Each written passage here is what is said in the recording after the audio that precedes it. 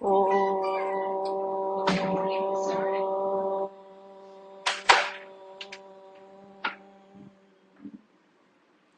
ఓ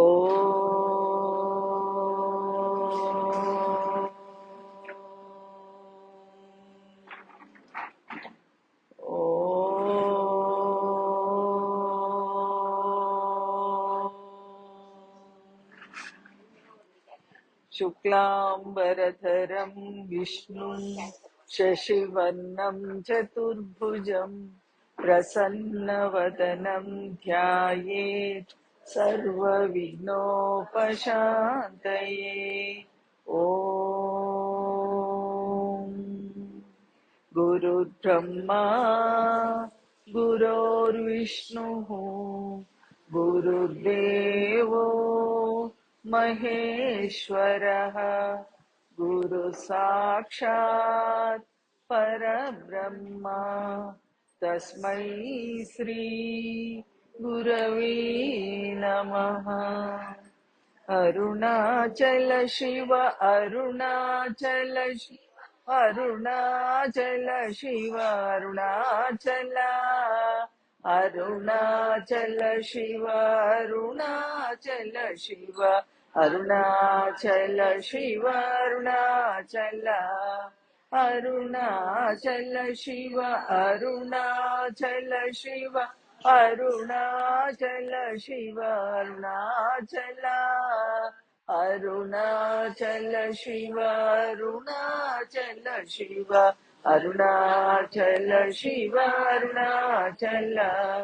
రమణ సద్గురు రమణ సద్గురు రమణ సద్గురు పాహి మాం. రమణ సద్గురు రమణ సద్గురు రమణ సద్గురు రక్ష మాం. రమణ సద్గురు రమణ సద్గురు రమణ సద్గురు పాహి మాం. రమణ సద్గురు రమణ సద్గురు రమణ సద్గురు రక్ష మాం. గిరి రూపమో గురు రూపమో శ్రీనాన్న పాదమే మాకు శరణ్యం. గిరి రూపమో గురు రూపమో శ్రీనాన్న పాదమే మాకు శరణ్యం. గిరి రూపమో గురు రూపమో శ్రీనాన్న పాదమే మాకు శరణ్యం. శ్రీనాన్న పాదమే మాకు శరణ్యం. షడాననం కుంకుమరక్తవర్ణం మహామతిం దివ్యమయూరవాహనం రుద్రస్య సూనుం సురసైన్యనాథం గుహం సదాహం శరణం ప్రపద్యే.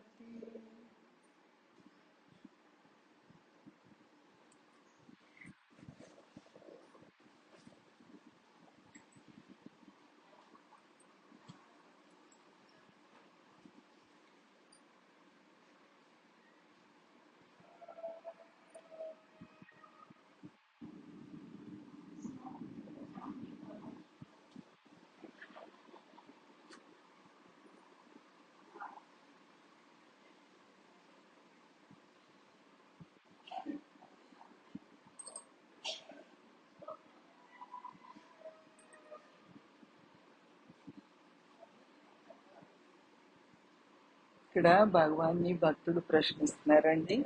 ఉద్యోగానికి రాజీనామా చేసి శ్రీ భగవాన్ సన్నిధిలో ఉండాలని నాకెంతో అనిపిస్తుంది. ఉద్యోగం వదిలేసి ఒక అతను అడుగుతున్నారండి, ఉద్యోగం వదిలేసి పూర్తిగా భగవాన్ సన్నిధిలో నాకు ఉండిపోవాలని ఉంది భగవానా, ఇంటికి వెళ్ళాలని ఉద్యోగం చేయాలని లేదని. అప్పుడు భగవాన్ చెప్తున్నారు, భగవాన్ ఎప్పుడు నీతోనే నీలోనే ఉన్నాడు, నీవే భగవాన్వి. నీవే భగవాన్వి అంటే ఈ దేహం భగవాన్ అని కాదండి, నీ లోపల ఉన్న చైతన్య శక్తి భగవంతుడు. ఈశ్వరుడు నీ లోపల ఉండి నీ దేహాన్ని నడిపిస్తున్నాడు. మనసు లోపల ఉండి మనసును నడిపిస్తున్నాడు. దేహము ఇంద్రియాల లోపల ఉండి, మనకు దేహం అంటే కర్మేంద్రియాలు జ్ఞానేంద్రియాలు అన్నీ కలిపి దేహంగా వచ్చిందండి. దేహం లోపల ఉండి మానసిక శక్తిగా ప్రాణశక్తిగా ఉండి దేహంలో దేహాన్ని నడిపిస్తున్నాడు. ఈశ్వరుడు ఎక్కడో ఇప్పుడు ప్రైమ్ మినిస్టర్ ఢిల్లీలో కూర్చొని ఇండియా మొత్తం పరిపాలిస్తున్నాడు. బాహ్యంగా ఒక రాజు, దేశానికి రాజు ఉంటే ఒక చోట రాజధానిలో ఎక్కడో ఉంటాడండి, ఉండి పరిపాలిస్తుంటాడు. భగవంతుడు అలా కాదు, కళ్ళల్లో ఉండి చూపునిస్తున్నాడు, చెవుల్లో ఉండి శ్రవణ శక్తిని ఇస్తున్నాడు, నాలిక మీద శక్తిగా ఉండి వాక్కుని ఇస్తున్నాడు. ప్రతి ఇంద్రియానికి వ్యాపించిపోయి ఉన్నాడండి. దేహం అంతా వ్యాపించి ఉన్నాడు ఈశ్వరుడు. కాబట్టి భగవాన్ ఏమంటున్నారంటే, భగవంతుడు ఎప్పుడూ నీలోనే ఉన్నాడు, నీతోనే ఉన్నాడు. నువ్వు ఈశ్వరుణ్ణి దర్శించటానికి అయితే మనం ఇలా ఎందుకు రావాలి, అరుణాచలం ఎందుకు రావాలి? మరి భగవంతుడు నాతోనే ఉంటే, నాలోనే ఉంటే నేను ఎందుకు రావాలి ఇక్కడికి? గుడికి ఎందుకు వెళ్ళాలి? తీర్థయాత్రలకు ఎందుకు వెళ్ళాలి? సద్గురువు సన్నిధికి ఎందుకు వెళ్ళాలి అనే ప్రశ్న మనకు వస్తుందండి. ఎందుకు వెళ్ళాలంటే నాతోనే ఉన్నాడు, కానీ ఆ ఆ ప్రజెన్స్ నేను అనుభవించట్లేదు. భగవంతుడు నాతోనే ఉన్నాడని నేను అనుకోవట్లేదండి. ఉన్నాడు, 30 సంవత్సరాల నుంచి వింటున్నాం, ఉన్నాడు, నా లోపల ఉన్నాడు అని అనుకుంటాము. మన స్వభావ రీత్యా మన మనసు చెప్పినట్టు మనం ప్రవర్తిస్తుంటాము. మన జీవ స్వభావం మనల్ని డామినేట్ చేస్తుంది. మన వాసనలు, మన బలహీనతలు మనల్ని డామినేట్ చేస్తుంటాయి. ఈశ్వరుడు ఉన్నాడనే ఎరుకలో ఉంటే మన మనసు జీవ స్వభావం మనల్ని డామినేట్ చేయదు, అణిగిపోతుంది. భగవంతుడు ఉన్నాడనే ఎరుక రాగానే మనస్సు అణిగిపోతుంది. అణిగిన మనస్సు మాత్రమే నశిస్తుందండి. అందుకని మనస్సు ముందు మనస్సు అణగాలండి. అనగడం కోసము సత్పురుష సహవాసము, సద్గురువు యొక్క సహవాసము, ఇలాంటి పుణ్యక్షేత్రాలండి. అంటే ఈశ్వరుడు స్వయంగా తన ప్రజెన్స్ చూపిస్తున్నారు కదా, చూపించాడు కదా బ్రహ్మ విష్ణువులకి. అలా చాలా ఉన్నాయి. మనకి అనుబంధం ఈ అరుణాచలంతో ఉంది కాబట్టి మనం ఇక్కడికి ఆకర్షింపబడుతున్నాం. ఇక్కడ వచ్చి, ఇక్కడ ఉండి, ఇక్కడ జీవించి, సాధన చేసి, ప్రయత్నం చేసి మనసును అంతర్ముఖంగా చేసుకోవడం కోసం ఇక్కడికి వస్తున్నాము. అంతర్ముఖమైన మనస్సుకే ఈశ్వరుడు లోపల ఉన్నాడనే ప్రజెన్స్ ని అనుభవిస్తాం, లేకపోతే అనుభవించలేమండి. ఈశ్వరుడు నా లోపల ఉన్నాడు అని ప్రతి సెకండ్ అనుభవించే భక్తుడి ప్రవర్తన వేరుగా ఉంటుంది. పూర్తిగా అణిగిపోతాడు ఆ భక్తుడు. కంప్లీట్ గా వాక్కులో ఒక పని మాత్రమే జరుగుతుంటుంది వాడి ద్వారా, ఆ భక్తుడి ద్వారా. పూర్ణ భక్తుడి ద్వారా ఒక పని మాత్రం జరుగుతుంటుంది. అవసరమైనదే మాట్లాడతాడు, అవసరమైనదే ఆలోచిస్తాడు. అంటే ఇప్పుడు మన ఇంట్లో నాన్నగారు రూమ్ లో పడుకున్నారనుకోండి, మనం గోల చేసేయం కదా. నాన్నగారు రూమ్ లో ఉంటే మనం బయట ఎలా ఉంటామండి? గురువుగారు మన ఇంట్లో వచ్చి ఉన్నప్పుడు ఎంత ఎంత జాగ్రత్తగా మసులుకుంటాము. అలా హృదయంలో ఉన్నారని తెలిసినప్పుడు మనసు అంత జాగ్రత్తగా మసులుకుంటుంది. ఇప్పుడు మన పరిస్థితి ఏంటి? అలా ఉన్నామా మనము అని ఎవరికి వాళ్ళని చూసుకోవాలి. ఉంటే ధన్యోస్మి, ఇంకా అంతకంటే జీవితంలో మనం ఆచరించాల్సింది ఏమీ లేదు. జస్ట్ ఆయన ప్రజెన్స్ ఉన్నారు అనే ధ్యాసలో మనం జీవిస్తే చాలు. అందుకని మహర్షి అంటున్నారు, భగవంతుడు నీతోనే ఉన్నాడు, నీలోనే ఉన్నాడు, నీవే భగవాన్వి. ఈ విషయాన్ని గ్రహించటానికి నీవు ఉద్యోగానికి రాజీనామా ఇవ్వక్కర్లేదు, పనిని వదిలిపెట్టక్కర్లేదు. పని భక్తికి జ్ఞానానికి అడ్డు కాదండి. చాలా మంది పని మానేసి ఏదో సాధన అంటే ఎక్కడికో వెళ్ళిపోదాము, ఏదో సాధన చేద్దాము, ఏదో గోలో కూర్చుందాము.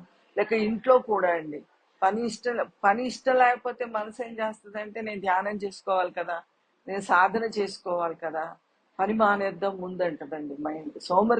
నాన్నగారు అనేవారు, పని మానేస్తే సోమరితనం వస్తుంది.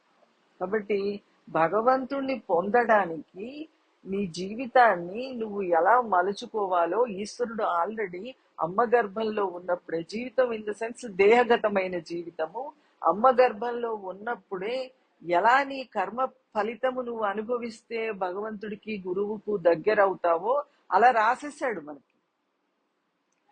ఇవాళ కుమారస్వామి మురుగన్ అభిషేకం చూస్తామనే తలంపు కూడా లేదండి.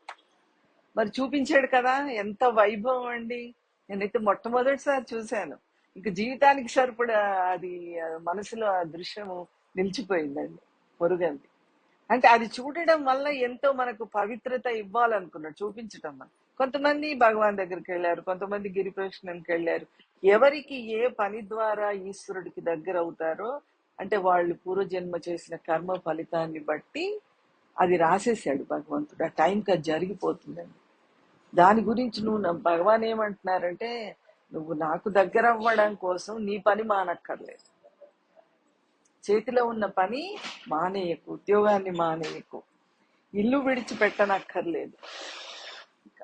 నాన్నగారు అనేవారు, అమ్మ మీరు ఎర్ర బట్టలు కట్టుకోనక్కర్లేదమ్మా, ఇల్లు వదిలేయక్కర్లేదు, ఎర్ర బట్టలు అంటే ఏమి మీ బాహ్య జీవితాన్ని మీరు ఏమి మార్చుకోవాలని ప్రయత్నం చేయకండి.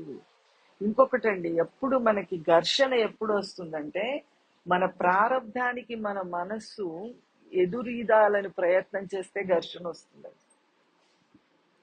మన ప్రారంధం ఎలా ఉందో దాన్ని యాజ్ ఇట్ ఈజ్ గా మన మనసు ఒప్పుకున్నది అనుకోండి, యాక్సెప్ట్ చేసింది అనుకోండి, మనకి ఏమి ఘర్షణ ఉండదు, శాంతిగా ఉంటాం.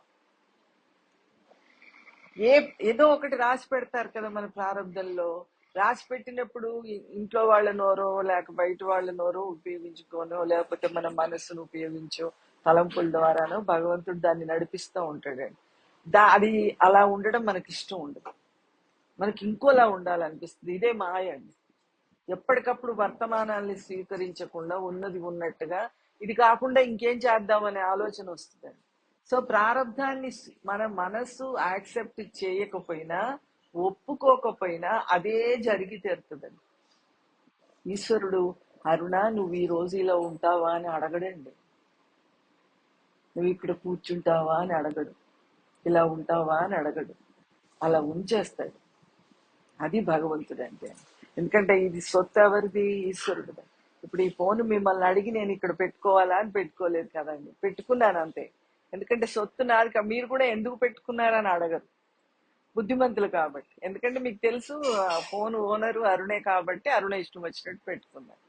అలాగే దీని ఓనర్ ఈశ్వరుడు అని తెలిసినప్పుడు మనం కూడా భగవంతుడిని ప్రశ్నించము, ఇలా ఎందుకు నా జీవితం అని. సో ఎప్పుడైతే ప్రశ్నించడం, దేహగతమైన జీవితం గురించి ప్రశ్నించటం ఆపుతామో అప్పుడు పరమ శాంతిలో ఉంటాము. 60% శాంతి. మనకు అశాంతి వచ్చేదే దేహ కదలికల గురించి, ప్రారంభం గురించి. అందుకని మహర్షి నాన్నగారు అన్నారు, మీరు ఎర్ర బట్టలు కట్టుకోనక్కర్లేదు, ఇల్లు వదిలేసి ఎక్కడికి వెళ్ళిపోనక్కర్లేదు, చేతిలో ఉన్న పనిని వదిలిపెట్టకండి. మనం చేసే ప్రతి పని పూజే అండి, ప్రతి పని పూజే. ఇల్లు ఉచ్చుకున్నా పూజనే, చీపురు మెల్లగా ఇలా పక్కన పెట్టినా పూజనే. నాన్నగారు చెప్పేవారండి, ఈవెన్ శాస్త్రాల్లో కూడా చెప్తారు, ఇల్లంతా ఊడ్చేసే చీపురు అలా మూలకు విసిరేయద్దు, దానిలో కూడా ప్రాణం ఉంటది, అది జాగ్రత్తగా పెట్టండి, ప్రతి వస్తువుని ఎక్కడ పెట్టాలో అక్కడ పెట్టండి. చెప్పులు మనం మామూలుగా గుమ్మం ముందు బయట నుంచి వచ్చి విసిరేస్తామండి, అంటే కరెక్ట్ గా జోడు విసిరము, అటోటి ఇటోటి తొందరలో ఉంటాము లోపలికి వెళ్ళాలని తొందర.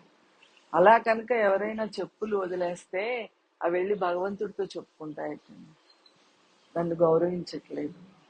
అంటే చెప్పుల్ని కూడా గౌరవించాలా, ఈ విషయం నాన్నగారు చెప్పారు. చెప్పులు కూడా వెళ్ళి చెప్పుకుంటాయమ్మా భగవంతుడితో.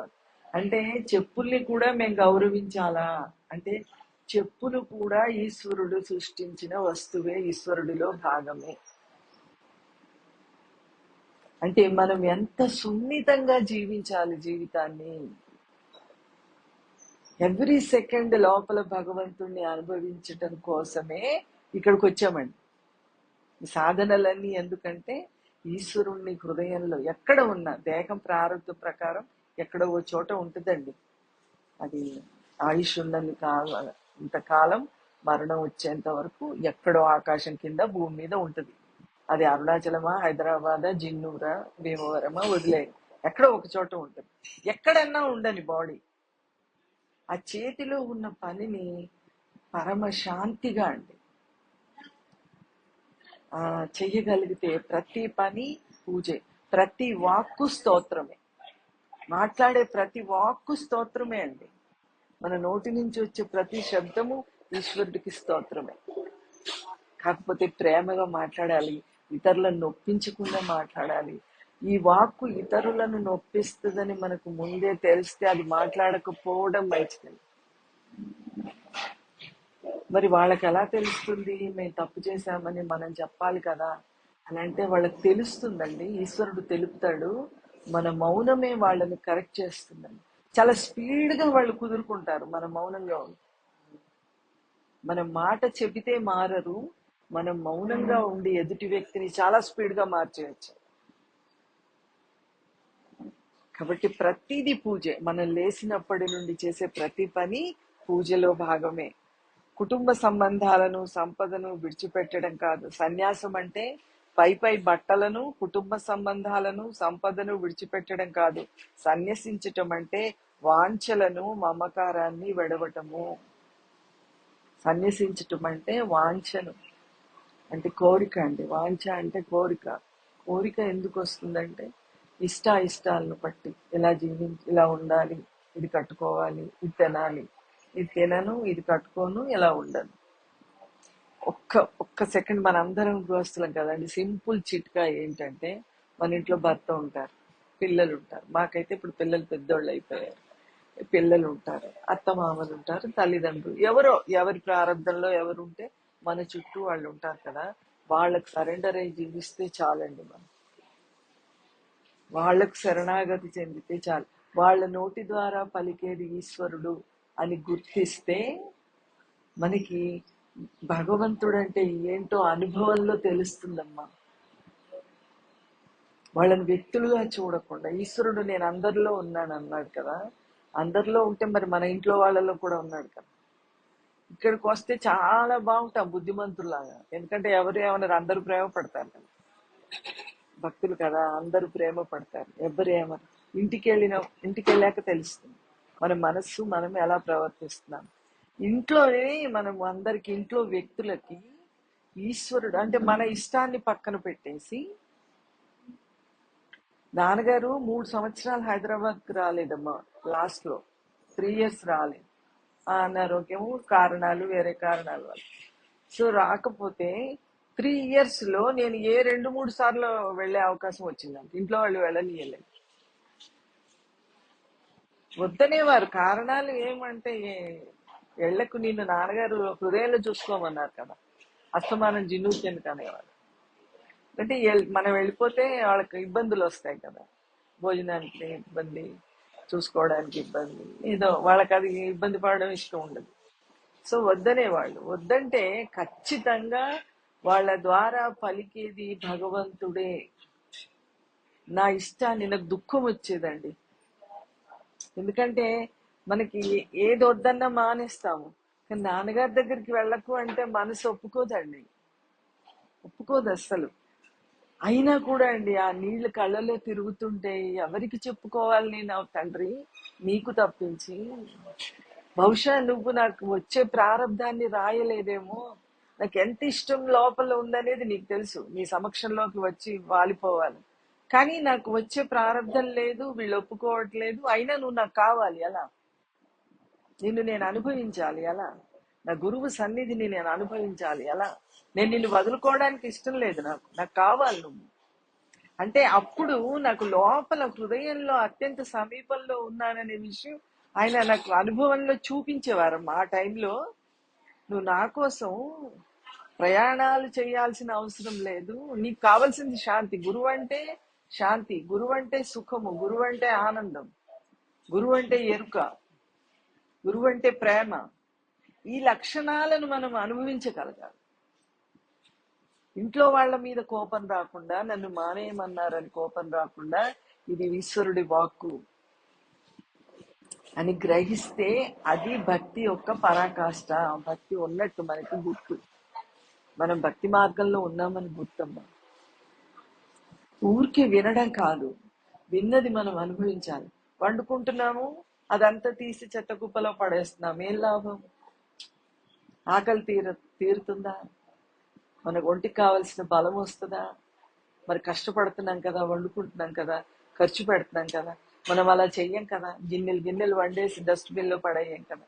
మరి ఇప్పుడు అరుణాచలం వచ్చాము, ఇది వంట వండుకోవడం లాంటిదే నాన్న. అరుణాచలం వచ్చాము, గిరిప్రదక్షిణ చేస్తున్నాము, ఇక్కడ భక్తిగా ఉండాలనుకుంటాము, ఎంతో ఇదిగా శాంతిగా గడపాలని వస్తున్నాము. అది లోపల ఈ 10 రోజులు ప్రతి సెకండ్ అనుభవించలేదనుకోండి, మనం వండుకున్నది పడేసినట్టే. మన మనసుకి బలం ఎలా వస్తుంది?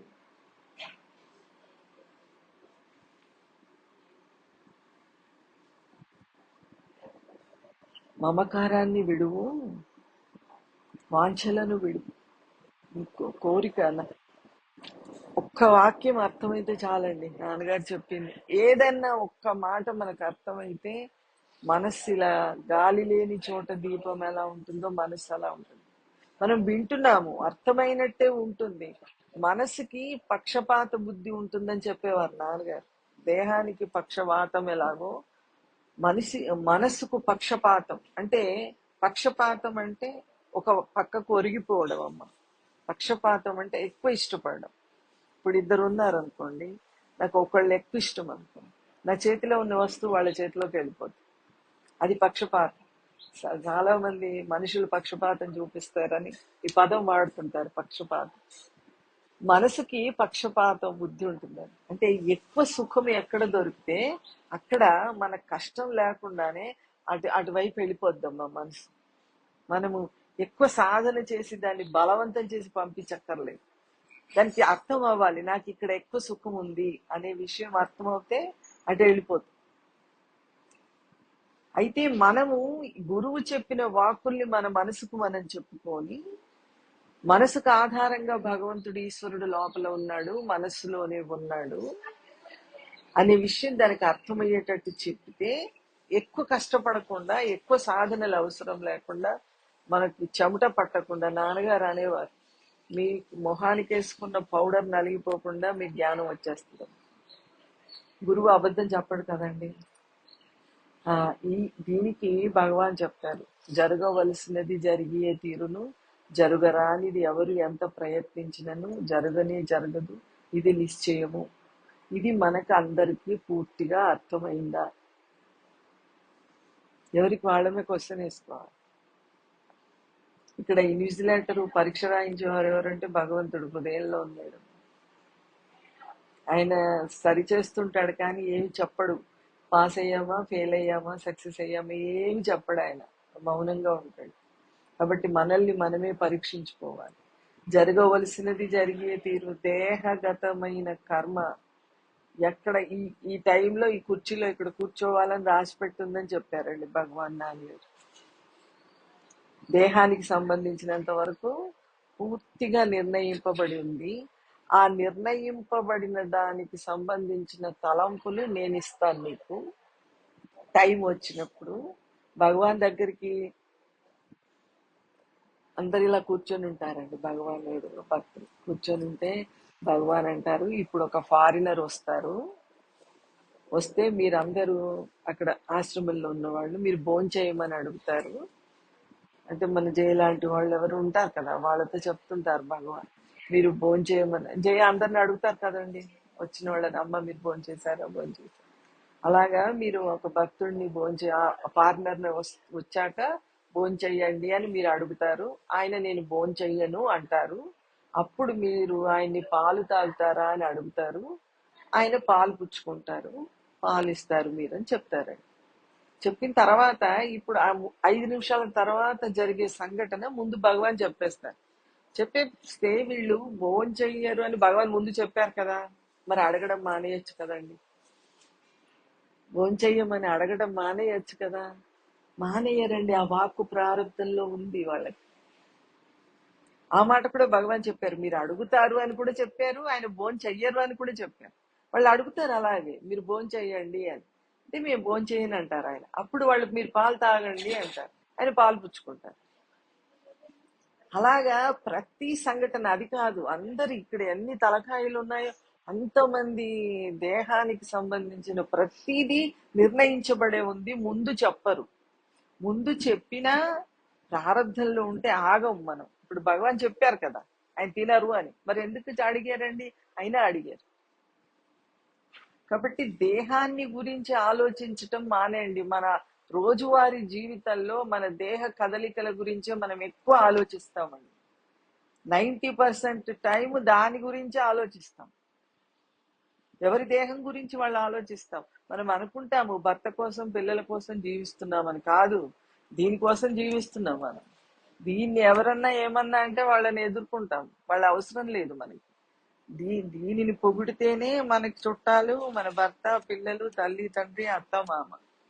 ఈవెన్ మన మనస్సు కూడా మనం ఎదురు తిరుగుతామండి మన దేహం సహకరించకపోతే. అందుకని మహర్షి అంటున్నారు, వాంఛలు మమకారాన్ని విడవటం. నీవు ఉద్యోగానికి రాజీనామా ఇవ్వక్కర్లేదు, అందరి బాధ్యతలను వహించే భగవంతుడితో రాజీపడు. ఎంత వండర్ఫుల్ మాట్లాడండి. అందరి బాధ్యతలు వహించే భగవంతుడితో, అరుణాచలేశ్వరుడితో రాజీపడు, దేవుడితో రాజీపడు. అంటే కాంప్రమైజ్ అయిపో. ఈ భర్తతో కాంప్రమైజ్ అవుతున్నాం కదండి. ఏమండి, పెళ్ళి భార్యాభర్తలు ఇద్దరు భార్యాభర్తలు ఇష్టాలు ఒక రకంగా ఉండవు. ఎంతో కొంత కాంప్రమైజ్ కావాలి జీవితం.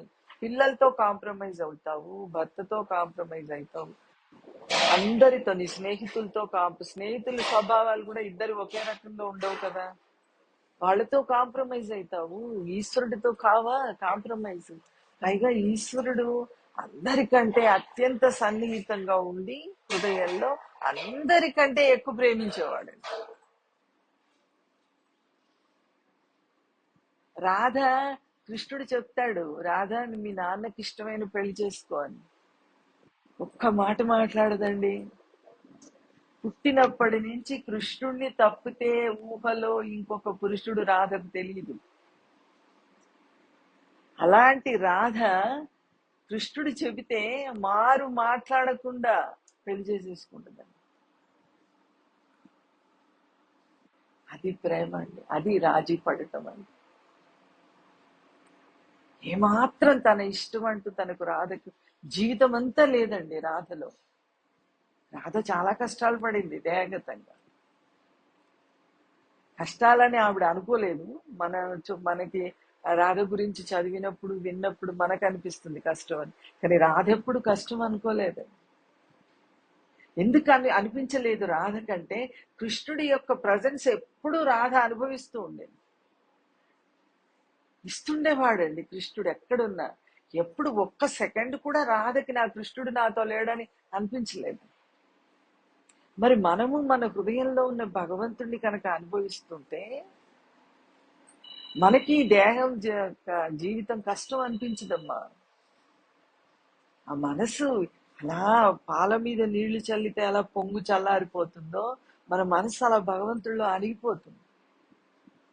అందుకని మహర్షి అంటున్నారు, అందరి బాధ్యతలు చూసుకుంటాడు దేవుడు, నువ్వు దేవుడితో రాజీపడు. ఓకే భగవానా, సరిసరి భగవానా, సరిసరి నాన్నగారు, సరిసరి. మౌనంగా లోపల రాజీ పడుతూ ఉంది. అండి, ఈశ్వరుడిని అనుభవిస్తూ ఉండేవాళ్ళు ఎలా ఉంటారంటే వెలిగిపోతుంటారు. నాన్నగారు చెప్పేవారు, పడవలు వస్తుంటాయి సముద్రంలో నుంచి, ఒడ్డున లైట్ హౌస్ ఉంటుందట. ఆ లైట్ హౌస్ ఆ సముద్రం మధ్యలో ఉన్న పడవకి ఒడ్డు ఎక్కడ ఉందని తెలియడానికి, ఏ దిశలో వెళ్ళాలని తెలియడానికి అర్ధరాత్రి చిమ్మంచి అమావాస్య చీకట్లో కూడా ఆ లైట్ హౌస్ మిలుపున వాళ్ళకి కనిపిస్తూ ఉంటుంది, దారి చూపుతూ ఉంటుంది. ఆకాశంలో వెళ్ళే ఫ్లైట్ ఎలా సరి అయిన రూట్ లో వెళ్తున్నాయండి. ఇంటర్నేషనల్ ఫ్లైట్స్ కూడా సముద్రాల మించి ఎగిరిపోతున్నాయి కదా. మానవుడు చేసినవే అంత పర్ఫెక్ట్ గా ఉంటే భగవంతుడు అనే లైట్ హౌస్ మన హృదయంలో ఉన్నాడండి. మనము ఎలా ప్రవర్తించాలి, మన జీవితంలో ప్రవర్తన ఎలా ఉండాలనేది ఈశ్వరుడు లైట్ హౌస్ గా గురువు మనకు చూపిస్తూ ఉంటాడు. అందుకని రాజీ పడు దేవుడితో, ఈశ్వరుడితో. ఎన్ని అన్న జీవితంలో అప్స్ అండ్ డౌన్స్, కష్ట సుఖాలు, అవమానాలు, బాధలు. ఇక్కడ ఇంతమంది ఉన్నామండి, ఎవరికి కష్ట సుఖాలు లేకుండా ఉన్నాయండి? కష్టం ఉంటుంది, సుఖం ఉంటుంది. కొద్ది కాలం కష్టం, కొద్ది కాలం సుఖం. ఎప్పుడు ఏది ఉంటే కొద్ది కాలం అవమానాల్లో ఉంటాము, కొద్ది కాలం సన్మానాల్లో ఉంటాము. ఎప్పుడు జీవితంలో ఏ ప్రారంధాన్ని ఈశ్వరుడు పంపిస్తున్నాడో దానితో రాజీ పడు.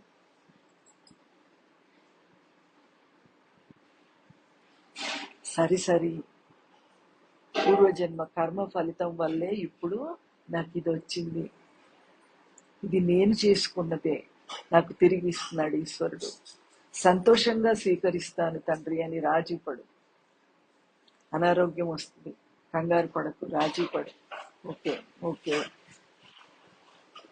పిల్లల విషయంలో ఏమన్నా సమస్యలు వస్తాయి, సంసారం విషయంలో సమస్యలు వస్తాయి, ఇన్ని వస్తాయండి. అవి అనుభవించడానికే కదా దేహం వచ్చింది. మనము భగవాన్ లాగా సృష్టిని ఉద్ధరించడానికి రాలేదండి. నేను మీరు అందరం కూడా ఎందుకు వచ్చామంటే వాసనామయ జీవితం అనుభవిస్తూ, దేహగతమైన జీవితం ప్రారంధాన్ని అనుభవిస్తూ దీనిలో నుండి విడిపోవడానికి వచ్చాం. కర్మని అనుభవిస్తూనే కర్మ నుంచి విడిపోవడానికి వచ్చాం. కాబట్టి భగవాన్ లాగా మనం గోచి పెట్టుకొని కూర్చోలేం. భగవాన్ లాగా ఏంటి, మీరున్నట్టు నేనుండలేను, నేనున్నట్టు ఇంకొకళ్ళు ఉండలేను. ప్రతి వాళ్ళ జీవితం సపరేట్ గా ఉంటది. మనం నాన్నగారు చెప్పేవారు, మీరు అనుకరించవద్దు, పోల్చుకోవద్దు ఎవరితో కూడా. సో భగవాన్ లాగా మనం ఉండలేం కదా, భగవాన్ లాగా ఉండలేం. కాబట్టి మన ప్రారంభాన్ని మనం అనుభవించాలి. కాబట్టి నాన్నగారు చెప్పేవారు, ఈవెన్ దిస్ విల్ పాస్ అవే అని అనుకోండి. Even this will pass away, even this will pass అవే. కష్టము, దుఃఖము, ఈ రోజు మనకి విపరీతమైన దుఃఖం ఉండొచ్చమ్మా, రేపటికి అది పలుచబడుతుంది, ఎల్లుండికి ఇంకా పలుచబడిపోతుంది, కాలం మరుపు తీసుకొస్తుంది. దానికోసం భగవంతుడిని చేతిలోంచి జార విడుచుకోకు. అందుకని ఈశ్వరుడితో రాజీ పడు, కాంప్రమైజ్ అయిపో. ఏ విషయంలో, కర్మ ఫలితం విషయంలో. మనం ఉపదేశాలలో చదువుకుంటాం కదా, కర్తురాజ్ఞీయ ప్రాప్యతే ఫలం. కర్మ చేయడం వరకే ఈ దేహము పనికి వస్తుందండి. కర్మ ఫలితం ఏది ఇవ్వాలనేది ఈశ్వరుడి చేతిలో ఉంది, నా చేతిలో లేదు. ఈవెన్ కర్మ చెయ్యడం కూడా, ప్రాణం ఉంటేనే దేహం కర్మ చేస్తుంది కదా. ప్రాణం ఎవరు నడుపుతున్నాడండి? ఈశ్వరుడే కదా. రోజు భగవంతుడికి ప్రతి సెకండ్ థ్యాంక్స్ చెప్పాలి మనం. ఎందుకంటే ఆయనకు దగ్గర అవ్వడానికి ఇంకొక సెకండ్ మనకి ఇచ్చాడు మన చేతిలో. 1,000,000 మంది వైద్యులు కూడి వచ్చిన కానీ మరణమయ్యడి వ్యాధిని మాన్పలేరు అని. ఏదో ఒక రోజు మనకి ఏదో వ్యాధి వచ్చి మనల్ని ఇక్కడి నుంచి ఏదో కారణంతో తీసుకెళ్లిపోతుంది. అది వచ్చేంత వరకు దీన్ని కాపాడేవాడు ఎవరు? పరమాత్మ కదా. రోజు ప్రొద్దుట లేవగానే అప్ప ఇంకొక రోజు, ఇంకో గంట, ఇంకో రోజు కూడా అంటే ఏమో తెలియదు ఎలా ఉంటాము. ఈ సెకండ్ నా చేతిలో పెట్టావు, దీన్ని మళ్ళీ తిరిగి నీకే సమర్పిస్తాను. ఈ కాలాన్ని నిన్ను స్మరిస్తాను తండ్రి, నీకోసం ఆయుష్ నేను శ్వాస పీల్చుకుంటాను. అలా బ్రతకలేమా మనము? అలా బ్రతికిన వాడి కోసం ఈశ్వరుడు చూస్తాడండి. ఇంతమంది ఉన్నాం కదా, అలా ఎవరు బ్రతుకుతున్నారని చూస్తాడండి. అరుణాచలేశ్వర్ ఇక్కడికి వచ్చి తీసుకొచ్చాను కదా, అలా ఎవరు బ్రతుకుతున్నారు నా కోసం, అలా ఎవరు తప్పిస్తున్నారు నా కోసం. ఒక్కళ్ళున్నా చాలండి ఆయనకి. మొత్తం ఈ సృష్టి అంతా అక్కర్లేదు ఆయన. ఎందుకంటే ఆయన వ్యక్తం చేసుకోవాలంటే ఒకటేదో కావాలండి, ఒక బాడీ కావాలి. ఇప్పుడు ప్రహ్లాదుడి ద్వారా వ్యక్తమయ్యాడు, మీరా ద్వారా వ్యక్తమయ్యాడు, భక్తుల ద్వారానే వ్యక్తమవుతాడు ఈశ్వరుడు. సో ఆయన పనికొచ్చేటట్టు మనం ఉండాలి. మనమే ఒక గ్లాస్ మంచినీళ్ళు తాగాలంటే శుభ్రంగా ఉందా లేదా చూసుకుంటాం కదా, గ్లాస్ నలకలు ఉన్నాయా, శుభ్రంగా ఉందా. మరి ఈశ్వరుడు వాడుకునే దేహం, మనసు ఎంత శుభ్రంగా ఉండాలి. అందుకని ఈశ్వరుడితో రాజీ పడు. కష్ట సుఖాల విషయంలో, మానవమానాల విషయంలో ఎదురు తిరగకు. భగవంతుడి నీకేది ఇస్తే అది ప్రసాదంగా స్వీకరించి, వాళ్ళ ప్రసాదం తీసుకున్నాం కదా, ఎంతో ఆప్యాయంగా తిన్నాం. ప్రసాదాన్ని కూడా భగవాను నాన్నగారి దగ్గర కూడా చూశాను నేను. నాన్నగారి దగ్గర ఎవరికైనా తిరుపతి నుంచి ప్రసాదం తెచ్చిపెట్టిన, ఏదైనా శ్రీశైలం వెళ్ళిన వాళ్ళు ప్రతి వాళ్ళు భక్తులు ఇచ్చేవారు, నాన్నగారు ఇది ప్రసాదం. భగవాన్ కూడా అలా పెట్టేవారు.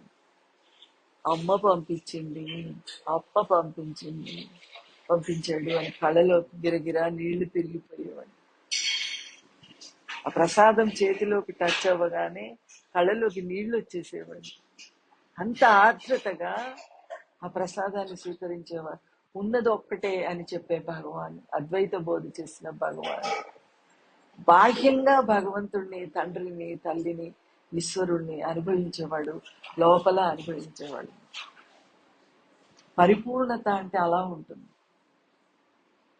బాహ్యంగా అందరినీ ఈశ్వర స్వరూపంగా, అంతా ఈశ్వర స్వరూపంగా అనుభవించడం, హృదయంలో కూడా అనుభవించడం.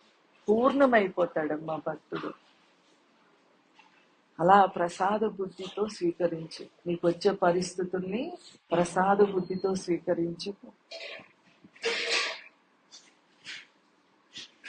వాంఛలని త్యజించిన వాడు ప్రపంచంలో విలీనమైపోతాడు. అంటే పాలల్లో పాలు, నీళ్లలో నీళ్లు కలిపితే రుచి మారుతుందా? నీళ్లలో పాలు కలిపితే రుచి మారుతుంది, పాలల్లో నీళ్లు కలిపినా రుచి మారుతుంది ఎంతో కొంత.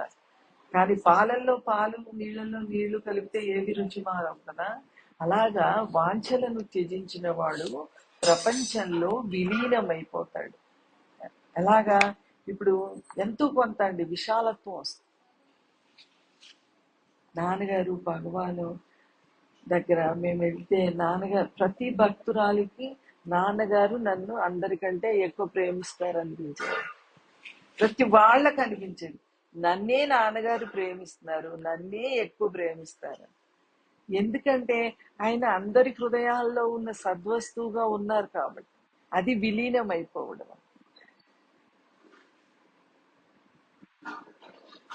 నేను ఎంతెంత నా హృదయంలో ఉన్న పరమాత్మతో అరుణ ఐక్యమైపోతుందో, అరుణ కరిగిపోతుందో, ఇంకా మీకు చెప్పాలంటే నీళ్లలో ఐస్ ముక్కేస్తాం అనుకోండి, నీట హిమముగా ప్రేమకారు నీలోనన్ ప్రేమగా కరిగి బ్రోహుము అరుణాచల. ఐస్ ముక్క నీళ్లలో వేసినప్పుడు కరిగిపోయి తన తన రూపాన్ని, తన ఆ ఘనీభవించిన స్థితిని కరిగిపోయి నీరుగా మారిపోతుంది.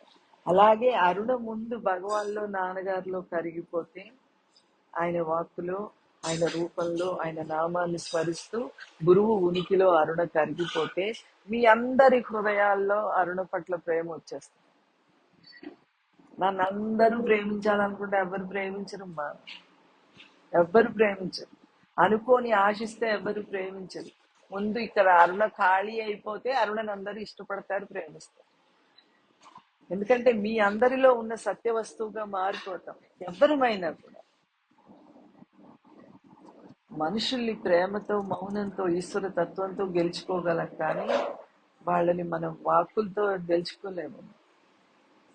మాటలు చెప్పి మార్చలేము మనుషుల్ని, మౌనంతో మార్చచ్చు.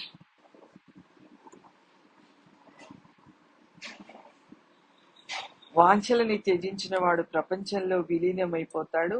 అతని ప్రేమ విశ్వవ్యాప్తం అవుతుంది.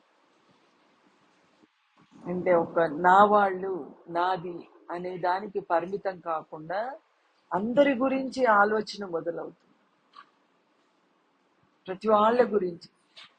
ఇప్పుడు మనం చూస్తున్నాం కదా, ఇక్కడ ఆశ్రమంలో వచ్చి ఉంటే, మన ఇంట్లో ఉంటే ఎలా ఉంటామండి? మన ఒక్కళ్ళ గురించి, ఇద్దరి గురించి, ముగ్గురి గురించి, ఆకలి గురించి ఆలోచిస్తాం. ఇక్కడ ఉన్న వాళ్ళు ఎంతమంది ఆకలి గురించి ఆలోచిస్తున్నారు? ప్రతి వాళ్ళ గురించి ఎంతమంది కంఫర్ట్ గురించి ఆలోచిస్తున్నారు?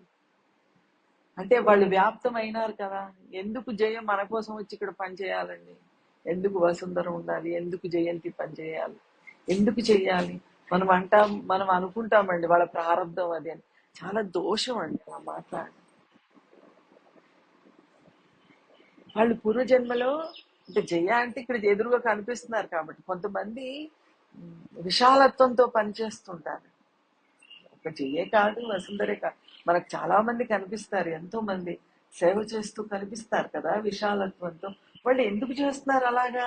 వాళ్ళు పూర్వజన్మలో ఎంతో కొంత వాళ్ళు వికసించి వచ్చారు. సో ఈ జన్మలో ఈశ్వరుడు వాళ్ళకి ఆ ప్రారంభ ఫలితాన్ని ఇచ్చి ఇంకా వికసింపజేస్తున్నారు. ఆ పరిమితులను తీసేసుకుంటున్నారు వాళ్ళు. మరి మనము తీసేసుకోవాలి కదా. మనం ఎంతసేపు మన గురించి మనమే ఆలోచించుకుంటే అలాగండి. మనము విశ్వవ్యాప్తం అవ్వాలి. ఎప్పుడైతే ఈశ్వరుడితో మనం హృదయంలో ఉన్న పరమాత్మతో ఇలా కలుస్తామో, ఆయన టచ్ చేస్తామో, ఈ వ్యాపకత్వం ఇలా వచ్చేస్తాం. అంటే ఆ లిమిటెడ్నెస్ పోతుందండి. వివేకానంద ఒక చోట చెప్తారు ఏమనంటే, ఈశ్వరుడు సూక్ష్మాతి సూక్ష్మమని. అంటే కళ్ళకు కనిపించని బ్యాక్టీరియా కూడా ఉంటుంది కదా, దానికంటే సైన్స్ చదువుకున్న వాళ్ళకి తెలుస్తుంది. ఆటమ్స్, అణువులు, పరమాణువులు, పరమాణువు కంటే కూడా ఈశ్వరుడు చిన్నవాడు. అంత సూక్ష్మంగా ఉండగలడు.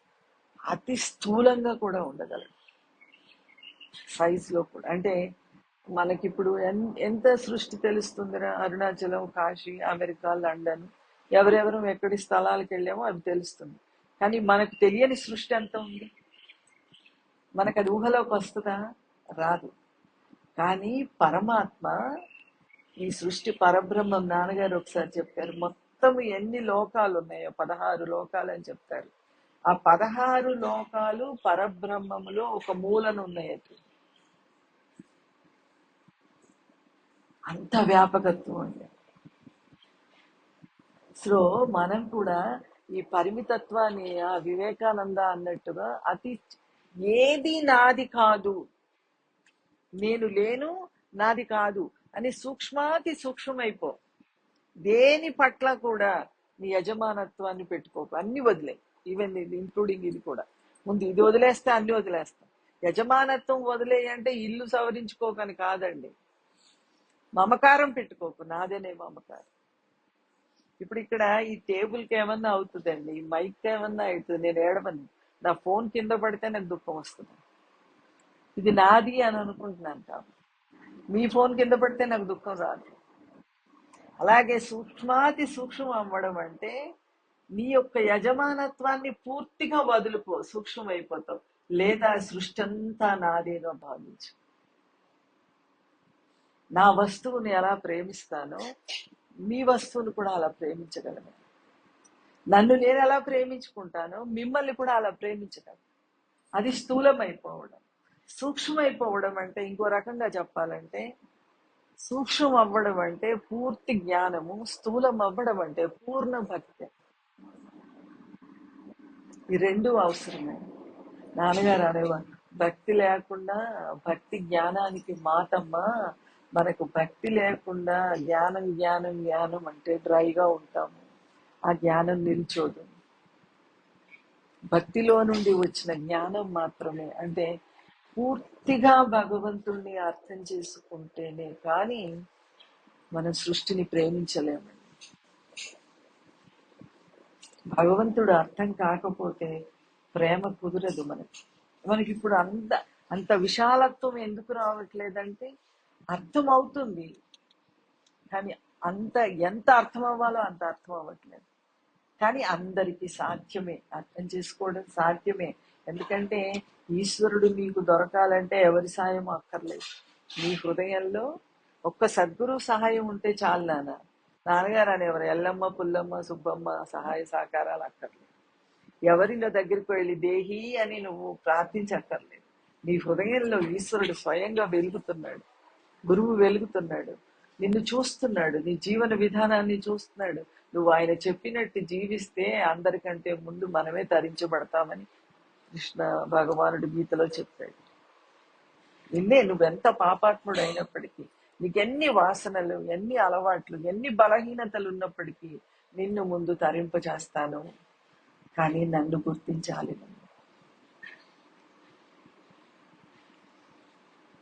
అందుకని మనం ఎవరి ఎదుట దేహి అని ప్రార్థించక్కర్లేదు, ఎవరిని మనం ద్వేషించక్కర్లేదు. ఉదాసీనంగా ఉంటే చాలమ్మా సృష్టి పట్ల. సృష్టిని ద్వేషించక్కర్లేదు, సృష్టిని వాడుకోను అవసరం లేదు. జరగాల్సిన పనంతా లోపల. మార్పు ఎక్కడ జరగాలి? మనసులో మార్పు రావాలి, మారు మనస్సు రావాలి, మారు బుద్ధి రావాలి. అది ఎక్కడ జరగాలి? లోపల జరగాలి. ఎప్పుడు జరుగుతుంది? గురువాక్కు ప్రకారం జీవిస్తేనే జరుగుతుంది. అయితే ఆ గురువాక్కు ప్రకారం జీవించటానికి శక్తి కావాలి కాబట్టి ఇవాళ పొద్దున చేయించుకున్న అభిషేకం చూసాను. అది ముందు ఫస్ట్ స్టెప్ ఏంటంటే పూజ, జపము, శ్రవణము, నవవిధ భక్తులు చెప్పారు కదా, అవి ఆచరిస్తే లోపల శక్తి వస్తుంది. మనకి ఆ వాక్కుని అర్థం చేసుకునే శక్తి వస్తుంది. మనసు పవిత్రమవుతుంది. మనసు పవిత్రమైన మనస్సు మాత్రమే గురువాక్కుని అర్థం చేసుకోగలదు. అప్పుడు కదా ఆ వాక్కు అర్థమవుతుంటే ఓహో రాజీ పడడం వస్తుంది ఈశ్వరుడితో.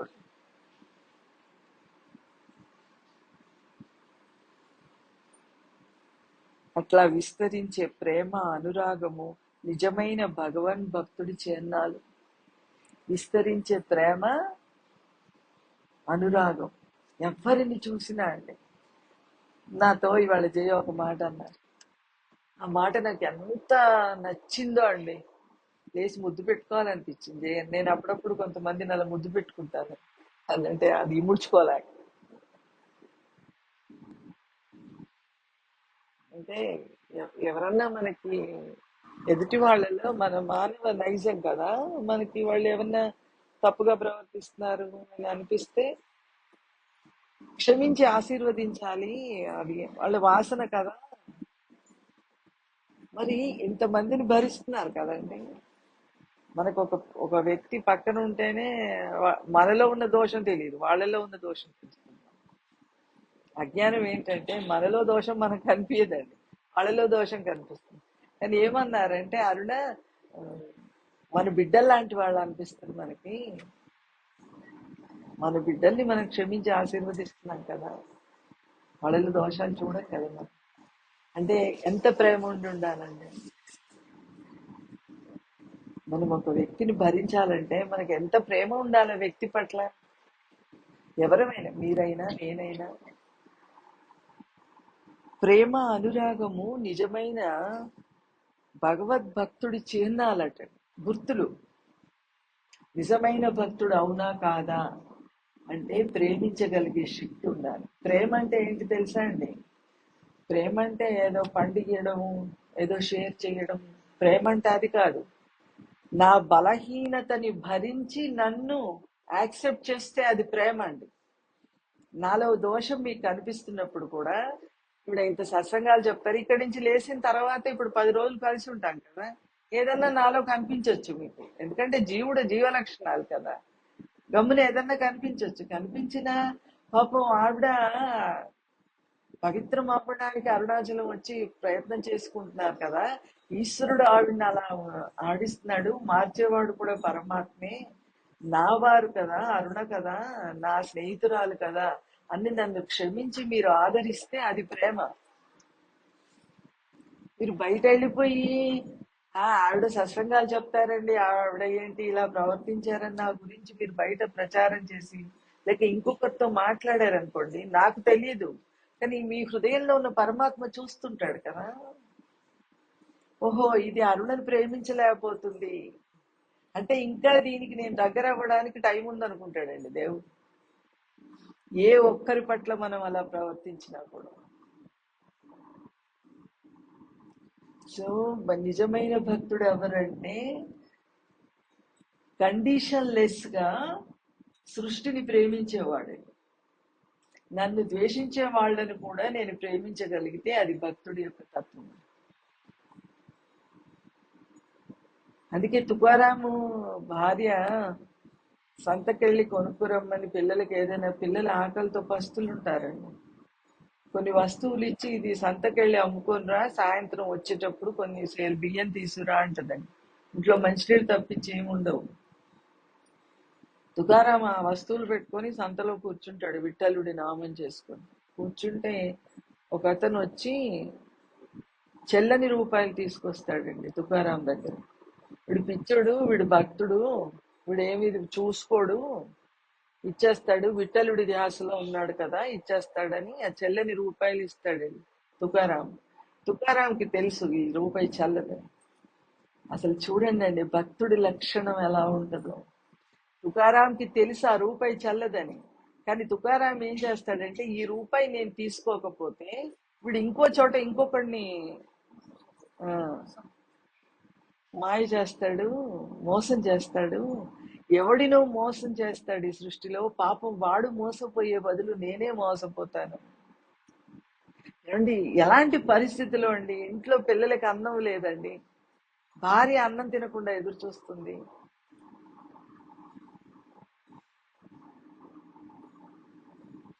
మనం పర్సులో 100 రూపాయలు ఉంటే 10 రూపాయలు ఎవరికైనా ఖర్చు పెట్టడానికి ఆలోచిస్తాం. మన జ్ఞానం ఎలా ఇస్తాడండి భగవంతుడు?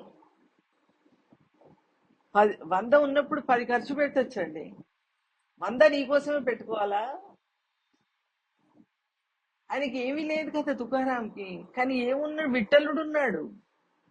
ముఖేష్ అంబానీ కంటే శ్రీమంతుడు తుకారాం, ఈ సృష్టిలో అందరికంటే శ్రీమంతుడండి. విఠలుడు ఆయన పక్కన ఉన్నాడు. ఆయనకి ఏం కావాలండి?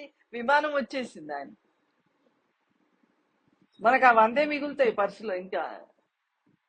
అంటే మనం ఎంత చిన్నగా ఆలోచిస్తున్నామండి లెక్కన, ఎంత సంకుచితంగా ఆలోచిస్తున్నాం. తుకారాం ఎలా ఆలోచించాడండి? ఆ 10 రూపాయలు, ఆ చెల్లని రూపాయి తీసుకొని ఇచ్చేస్తాడండి సరుకు, అయిపోద్ది. ఏముంటది, చెల్లని రూపాయికి బియ్యం ఎవరిస్తారు? ఏమీ లేదు, ఖాళీ చేతులతో ఇంటికి వెళ్తాడు. నాన్నగారు చెప్పారు 2 చెరుకు గడలు కొనుక్కొని వెళ్తాడు. వెళ్తే భార్య అడుగుతుంటే, పిల్లలు మరి తల్లి కదండి, ఆకలితో ఉన్నారు, బియ్యం తెచ్చావా? ఈ చెరుకు గడలు ఇచ్చేస్తాడు. అది విరిచేసి ఒక్కడు పెడుతుంది అంటండి రేపు. కోపం అంటే ఆకలి.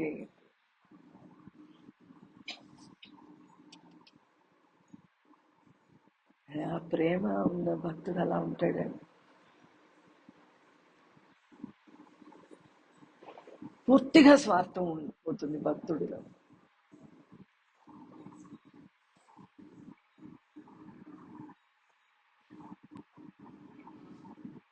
సన్యాసం కన్నా అవే నిజమైన అసలు సూచనలు. మనం విభూతి పెట్టుకున్నామా, బొట్టు పెట్టుకున్నామా, నాన్నగారు అనేవారు నిలువు బొట్ల, అడ్డం బొట్ల, ఇవేం చూడండి. ఎర్ర బట్టల, తెల్ల బట్టల, ఏ రంగు చీరలు కట్టుకున్నావు, ఏమి చూడడండి. ఒక్కటే చూస్తాడు, నీకు లోపల ప్రేమతత్వం ఉందా లేదా, నిస్వార్థంగా జీవిస్తున్నావా లేదా. అదొక్కటే అండి. అవి 2 భక్తుడి లక్షణాలండి: ప్రేమతత్వము, నిస్వార్థమైన జీవితం ఆలోచన. తనకి సన్నిహితమైన బంధాలను తెంపుకున్నవాడు తన ప్రేమానురాగాలను జాతి కులమత విచక్షణ లేకుండా ప్రపంచమంతటికీ పంచిపెడతాడు. జాతి కులము మతము ఏముండదండి. వీళ్ళు నా వాళ్ళు, వీళ్ళు బ్రాహ్మణ్స, వీళ్ళు రాజుల, వీళ్ళు రెడ్ల, వీళ్ళు మా వాళ్ళే అంటారండి. ఆ మాట అజ్ఞానం. మా వాళ్ళే ఏంటండి, మానవులంతా ఒకటే కులం అండి. ఆ మాట అనకూడదండి. ఇప్పుడు ఈ బ్రాహ్మణ్స్ అయినా, రాజులైనా, కోమట్లైనా ఒక నలుగురు ఒక చోట కలిసారు, మన వాళ్ళే అంటారు. అంటే అది ఎక్కడో మన మైండ్ లో ఉండిపోతుందండి. మేము బ్రాహ్మణ్స్మని, మేము రాజులమని, మేము కోమట్లమని, ఇది వీళ్ళు మా సంఘం వాళ్ళని. కానీ భక్తుడికి అదేం ఉండదండి. ఎవరైనా భగవంతుడు వీడు నావాడే అనుకుంటాడు. మాలవాడు కనిపించినా నావాడే, ముస్లిం కనిపించినా నావాడే, క్రిస్టియన్ కనిపించినా నావాడే. అంటే వెళ్ళిపోయి వాళ్ళతో స్నేహాలు చేయమని కాదు, అలా అని వాళ్ళని ద్వేషించక్కర్లేదమ్మా. అంటే మన కులం కాదు కదా అని కూడా అనుకోని అవసరం లేదు. వాడికి రాదు అలాంటి ఆలోచన భక్తుడికి. భక్తుడు ఎప్పుడు చాలా ట్రాన్స్పరెంట్ గా ఉంటాడు, ఓపెన్ గా ఉంటాడు. నాన్న కుట్ర ఉండదు లోపల. ఈ లక్షణాలన్నీ భగవద్గీతలో కూడా కృష్ణ పరమాత్మ చెప్పాడండి. దైవీ సంపద అంతా 12వ అధ్యాయం భక్తి యోగంలో. అయితే భక్తిని, భగవంతుణ్ణి ప్రేమిస్తే ఆ లక్షణాలన్నీ వచ్చేస్తాయి మనం. ఒక్కొక్క లక్షణం మనం ప్రాక్టీస్ చేయాలంటే ఈ జీవితంలో అంతా చేసినా ఒకటి వస్తుందో రాదో అండి మనకి. మన స్వభావాన్ని మన తెలివితేటలతో గెలవలేం మనం. మనం అన్ని లక్షణాలు ఉన్న గురువుని పట్టుకుంటే ఆ లక్షణాలన్నీ మనకు అలంకరిస్తాడు. గురువుని స్మరిస్తే చాలు. నిజమైన సన్యాసి తన దుస్తులని సంసారాన్ని త్యజించాడంటే అది వాడి పట్ల ద్వేషం వల్ల కాదు, అతని ప్రేమ ఇంకా విస్తృతం అవ్వటం వల్ల. ఎవరైనా నిజమైన సన్యాసం అంటే ఇంకా సృష్టి అంతా వాళ్ళు పరిమితంగా ఉండలేరు నాన్న. ఈశ్వరుడే వాళ్ళని నాలుగు గోడల మధ్యలో ఉంచడు, వాళ్ళని వాడుకోవడానికి బయటికి లాగేస్తాడు. ఎవరికైతే నిస్వార్థంగా జీవిస్తాడో వాళ్ళను భగవంతుడు ఇంటికే పరిమితం చెయ్యరు, ఆ నలుగురికే పరిమితం చెయ్యడు ఈశ్వరుడు. వాళ్ళు లోకానికి అవసరం, భగవంతుడు వాడు పనిముట్టుగా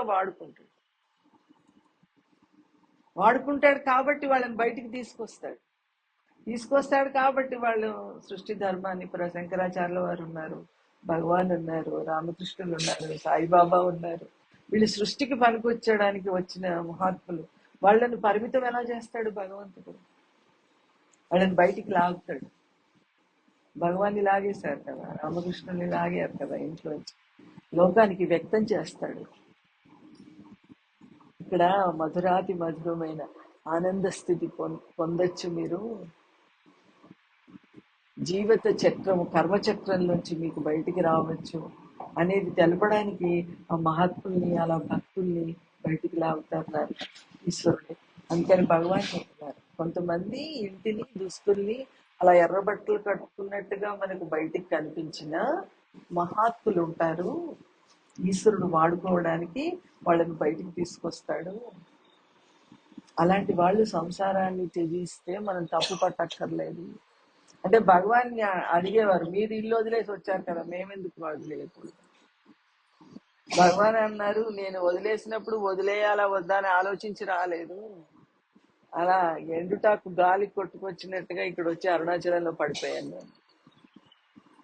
ఎవరిని అడగలేదు భగవాన్, నేను అరుణాచలం వెళ్ళాలా, గోచి పెట్టుకోవాలి, జరిగిపోయింది అంతే. మనం ఎవరినైనా అడుగుతుంటాం, ఇలా ఉండాలా, అలా చేయాలా, ఇది చేయాలా, అది చేయాలా, అరుణాచలం వెళ్ళాలా బుద్ధ.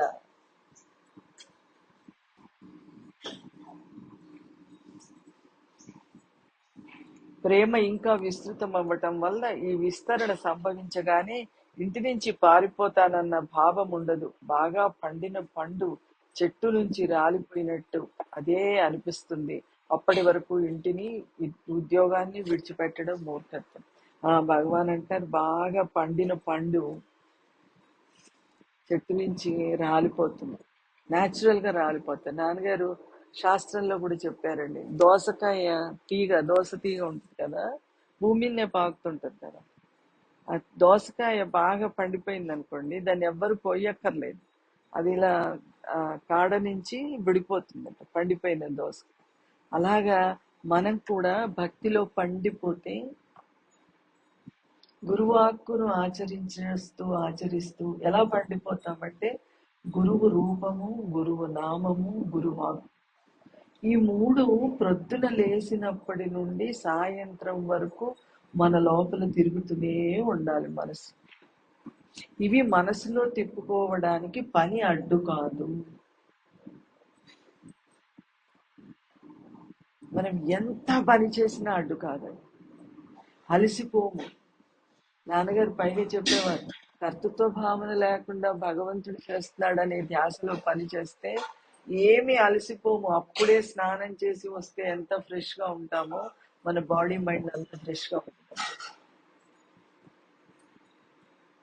సో భగవాన్ ఏం చెప్తున్నారంటే, నువ్వు కనుక అలా చేస్తే లోపల భక్తితోటి ఈశ్వరుడే యజమాని, ఈశ్వరుడే కర్త, దీనికి ఈశ్వరుడే పనిచేస్తున్నాడనే ధ్యాసలో జీవిస్తే రోజువారీ జీవితం, నువ్వు న్యాచురల్ గా పండిపోతావు. ఇప్పుడు మామిడి పళ్ళు చెట్టు మీద పండినవి ఉంటాయండి, కొంతమంది భక్తులు ఆ మౌలాలిలో అరుణ చెట్టు మీద పండింది తినండి అని తెచ్చిస్తుంటారండి అప్పుడప్పుడు. కొన్ని ఏమో మగ్గ పెడతాం, కెమికల్స్ వేసి మగ్గ పెడతాం కదా, వాటి రుచికి వీటి రుచికి తేడా ఉంటుందండి. అలాగా బలవంతంగా మైండ్ని కంట్రోల్ చేసి ఏదో పొందాలి కన్ఫ్యూజన్ తో, అర్థం కాక ఇటు పరిగెత్తి అటు పరిగెత్తి ఏదో చేసేయాలి, ఏదో చేస్తున్నాము, జీవితంలో తరించాలి అండర్స్టాండింగ్ లేకుండా అండి, సత్సంగము, గురువు బోధ లేకుండా చేసిన ఆ భక్తుడు పండిపోతాడు కొన్ని జన్మల్లో. కానీ గురువు సన్నిధిలో ఉండి గురువాక్కులు శ్రవణం చేస్తూ గురువు రూపాన్ని నామాన్ని ఇష్టపడుతూ ఆ వాక్కుని ఆచరిస్తూ ఉండే భక్తుడు కూడా పండిపోతాడు. వీడేమో న్యాచురల్ గా చెట్టుకు పండినట్టు పండుతాడు, తొందరపడడు. కానీ ఇదే జీవితంలో పండిపోతాం. మనం అంతా ఇదే జీవితంలో పడిపోతాం. మీరందరూ కూడా అందరం ఆల్రెడీ అదే ప్రాసెస్ లో ఉన్నామండి. నాన్నగారు అనే చెట్టుకి కాయల్లాగా ఉన్నాం మనం. అందరం పండిపోతామండి, అందరం పండిపోతాం. డెఫినెట్ గా అండి. మన ఆ భక్తి ఎలా ఉంటుందంటే చాలా స్వీట్ గా ఉంటుంది. ఆ ప్రేమ, భక్తి, ఆ జ్ఞానము, ఆ భక్తిలో నుండి వాక్కులో నుండి వచ్చిన జ్ఞానం డ్రైగా ఉంటుంది. ఉన్నది ఒక్కటే, ఆ ఒక్కటే అంతటా ఉంది అనే ధ్యాసలో ఉంటాం. ఉన్నది ఒక్కటే, అరుణలి అబద్ధము, ఈశ్వరుడు నిజము. ఆ ఈశ్వరుడే ఇంతమందిలో ఇన్ని బొమ్మల్లాగా వ్యవహరిస్తున్నాడు అనే ధ్యాసలో ఉంటాం. అది భక్తిలో నుండి వచ్చిన జ్ఞానం అలా ఉంటుంది. హృదయ కుహర మధ్యే కేవలం బ్రహ్మమాత్రం అహమహమితి సాక్షాదాత్మరూపేణ భాతి హృది విసమనసా స్వం చిన్వతామజ్జతావా పవన చలన రోధాత్ ఆత్మనిష్టో భవత్వం.